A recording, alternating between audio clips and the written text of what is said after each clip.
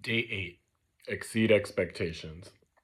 I have a really, really good example for this one because there is a fine line between exceeding your customers' expectations, in other words, going a little bit above beyond expectations, right? Beyond what you're supposed to do, and making it and giving the appearance that your time is invaluable. So, as I've mentioned many times, I used to own a private pet care business. And so, what I would do when I would take care of people's homes is people would be gone, you know, a week, 2 weeks.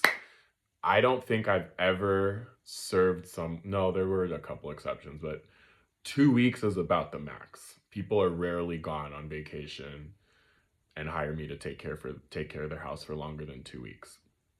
So, when people go on vacation, or I should say when people come back from vacation, nobody likes coming home to a dirty house.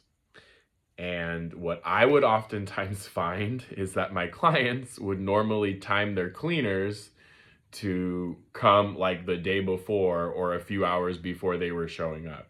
That wasn't always the case.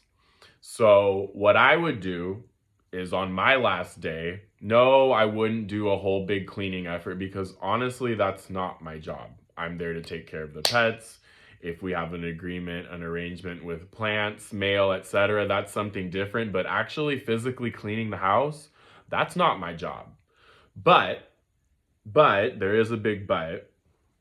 I would take the time to do two things. I'd take the trash out and I'd normally do the dishes.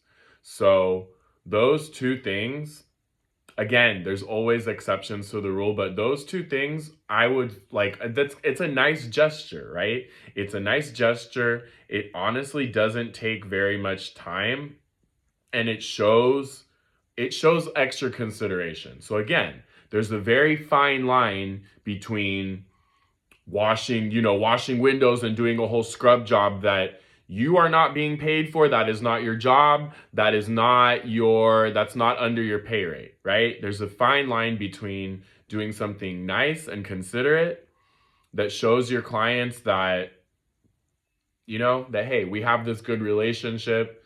Like, everything doesn't always have to be about nickel and diming you for every service. That's the beauty of small business, is that there's other things. Everything isn't always about making every single little penny. Like, you can have a nice relationship with your clients, and this is actually the perfect example. So exceed expectations, but don't go crazy with it. That's the point I'm trying to make.